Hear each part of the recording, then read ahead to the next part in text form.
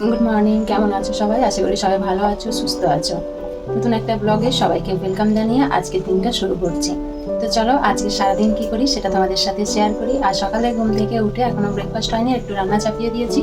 আর ভাই নিয়ে গেছে মাকে রিপোর্ট করাতে, কিছু ব্লাড রিপোর্ট দিয়েছে, সেগুলো করাতে নিয়ে গেছে। তো চলো আজকের ব্লগটা এখান থেকে স্টার্ট করি। ঝট করে কেটে নিই, একটু ভাত বসিয়ে দিয়েছি, একটু লাউ কেটে নিই, তারপরে দেখি আবার কি করি।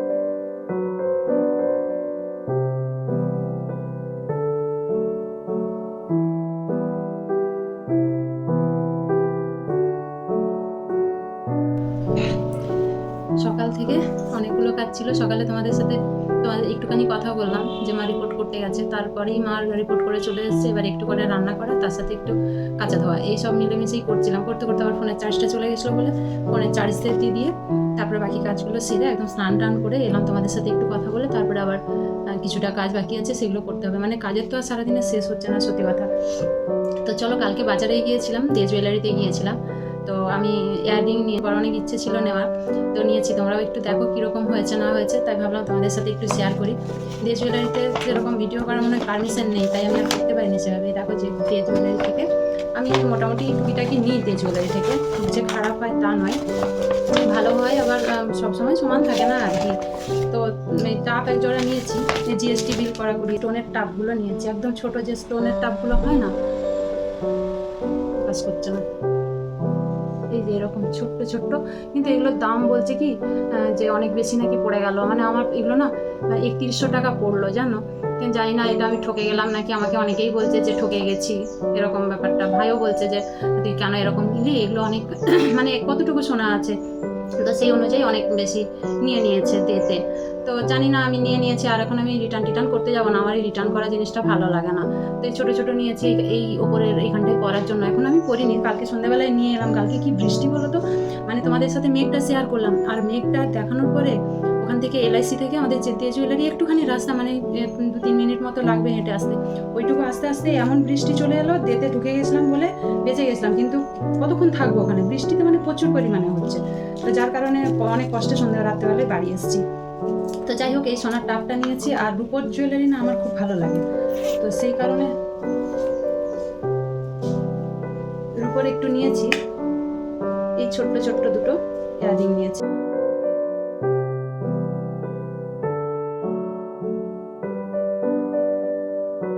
ভাই এলো, ভাইকে খেতে দিলাম, আমি একটু আম খেলাম। আজকে তো নিরামিষ রান্না হয়েছে। তো চলো দেখো, এই এই হচ্ছে ইয়াররিংটা নিয়েছি। এটা হচ্ছে সিলভারের, দেখতে অনেকটা সুন্দর, মানে আমার ভালো লেগেছে। তোমরা কমেন্ট করে জানিও কিরকম হয়েছে। দেখো, আর এটার পুশটা না অন্যরকম সিস্টেম, মানে এরকম ঘুরিয়ে ঘুরিয়ে এটা খুলতে হয়, এবং ঘুরিয়ে ঘুরিয়ে ঘুরিয়ে ঘুরিয়ে খোলা, তারপরে এটা লাগানো। আমার এই পুষের সিস্টেমটা খুব ভালো লেগেছে, কারণ আমি না পুষ দেওয়া কানার করতে পারি না, খুব খুলে পড়ে যায়। এই যে এরকম, তারপরে আবার এখান থেকে এরকম করে ঘুরিয়ে ঘুরিয়ে লাগাতে হয়। তো এই ইয়াররিংটা নিলাম, এটা হচ্ছে সিলভারের যেহেতু, সেহেতু নিলাম। আর এটা ওই হলমার্ক সিলভার যেটা বলে, ওই দোকানে তাই বললো যে এটা আপনি 4-5 বছর পর যদি সেল করতে চান তো যেই রেট থাকবে সেই রেটই আপনি পাবেন স্টোনের ওপরে। পুরো এখানে গোল গোল করে স্টোনগুলো খুব সুন্দরভাবে বাঁধা রয়েছে, খুব মজবুত, আর ওয়েটও না অনেকখানি আছে। এটা নিয়েছে প্রায় 1,500 টাকা মতো নিয়েছে, 1500। আংটিটা নিয়েছি, এই যে ডলফিন টাইপের, এই ফিঙ্গারটার জন্য নিয়েছি।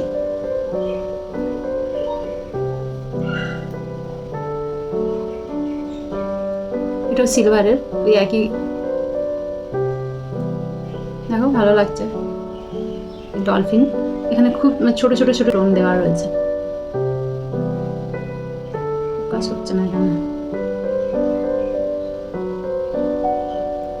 তো বোঝা যাচ্ছে কিনা বুঝতে পারছি না। এটা নিয়েছি, এটা ওই 1000 কত পড়েছে এরকম সামথিং, মানে ওটাও 1500 সামথিংই পড়েছে। আর এটাও তাই, জিএসটি বিলিং করিয়েছি বলে রেটটা একটু বেশি পড়ে গেল, কারণ জিএসটি বিলিংয়ে নাকি রেটটা বেশি নেয়।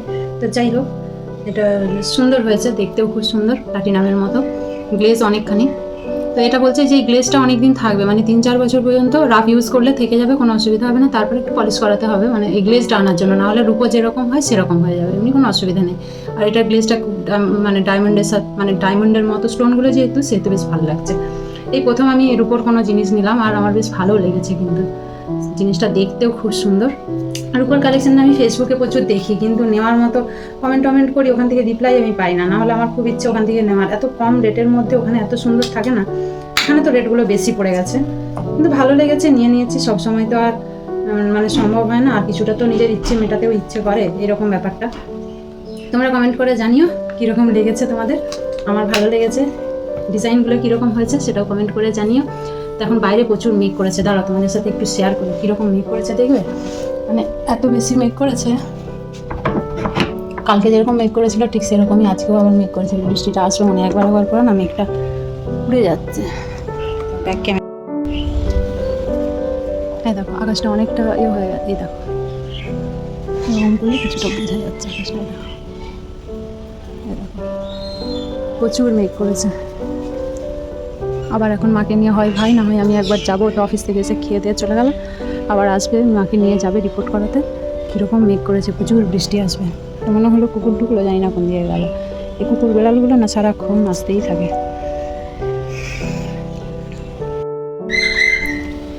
দরজাটা লাগিয়ে এলাম, যা কুকুর বেড়ালের উপদ্রব সে আর বলার নেই, টুক করে ঘরে ঢুকে যাবে সুযোগ পেলে। চলো কিছু কাজ আছে, এগুলো সেরে নিই। যদি তোমাদের আমার ব্লগ ভালো লাগে তাহলে please like, comment, share, subscribe করে চ্যানেলটিকে এগিয়ে যেতে সাহায্য করবে, সাথে থাকবে, পাশে থাকবে। তোমাদের সাপোর্ট আমার অনেকটা প্রয়োজন। আমি চাইবো যে তোমরা যারা আমাকে ভালোবাসো তারা তো আছোই, নতুন যারা আমার চ্যানেল দেখছো তারা দেখো, যদি আমাকে তোমাদের পার্সোনালি ভালো লেগে থাকে তাহলে প্লিজ চ্যানেলটিকে সাবস্ক্রাইব করে দেবে, শেয়ার করে দেবে, আর কমেন্ট করতে ভুলবে না। তোমাদের কমেন্ট আমার অনেকটা ভালো লাগে, অনেকটা মোটিভেট করে। আর কমেন্ট করলে কি বলো তো, মানে কমেন্ট করলে আমি অনেকটা নিজের ভুল, নিজের ঠিক, সমস্ত কিছু যেগুলো তোমাদের সাথে আমি শেয়ার করি সেগুলো তোমরা যদি আমাকে জানাও যে এটা করাটা ঠিক, এটা ভুল, তো তা আমারও ভালো লাগবে, তাই না? আমিও শিখতে পারবো জীবনে। তো সেই জন্য বলি যে তোমরা যারা আমার ভিডিও দেখো তারা কিন্তু কমেন্ট করবে। অনেকটা লং টাইম আমি ভিডিও আপলোড করতে পারিনি, কিন্তু এবার থেকে আমি কন্টিনিউ ভিডিও দিয়ে যাব। চেষ্টা তো করবো যাতে একটা দিনও মিস না হয়, এটুকু আমি চেষ্টা করব, কথা দেবো না, কারণ জীবনে কখন কি হয় বলা যায় না। যে সিচুয়েশনের মধ্যে দিয়ে কাটিয়েছি চ্যানেলটা ওপেন করা থেকে, সেটা শুধু আমিই জানি। তো সেসব নিয়ে আর কথা বলতে চাই না, জীবনে চলার পথে অনেক কিছুই হয়, সেগুলো নিয়ে আর বলেই বা কী হবে।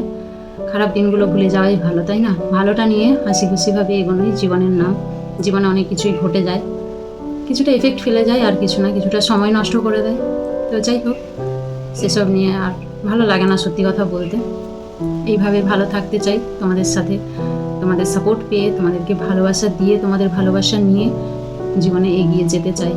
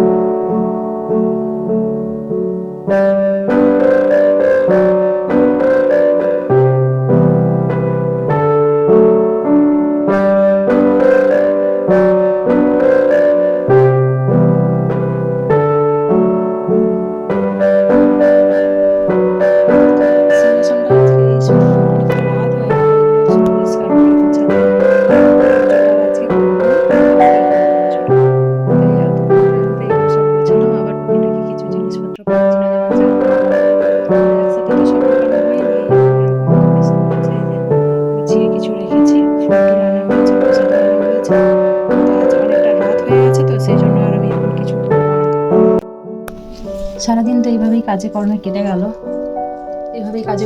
গেল, আর এখন অনেকটা রাত হয়ে গেছে। এবারে আরও অন্যান্য টুকিটাকি কাজকর্মগুলো আছে, তারপরে ডিনার বানানো, খাওয়া, এসব তো রয়েইছে। আর আজকে না শরীরটা একদম ভালো লাগছে না, মানে কি হচ্ছে, সারাদিন হচ্ছে অনেক বেশি পরিশ্রম, বেশ কিছুদিন ধরে হচ্ছে। আজকে ঠান্ডা লেগে গেছে নাকি জানি না।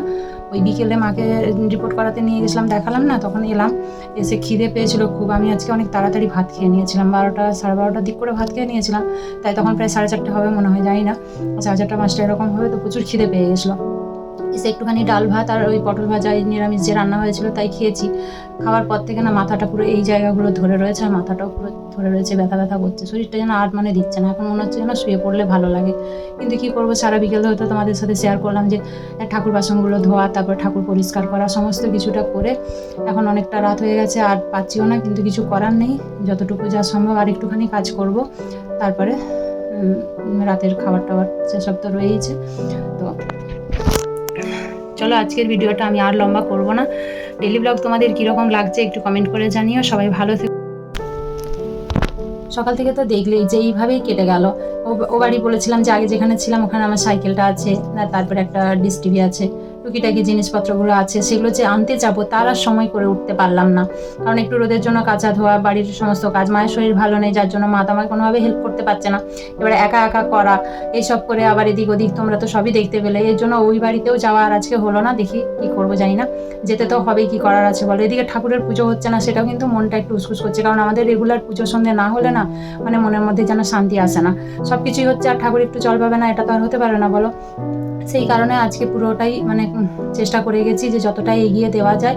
এরপর নেক্সট ডের জন্য আবার অপেক্ষা করা, মানে সারাদিনে যেন দিনটা কম পড়ে যাচ্ছে, এত কাজ হয়ে গেছে যে দিনটাই যেন কম পড়ে যাচ্ছে, আর যেন পাচ্ছি না, আর শরীরও পারমিট করছে না জানো।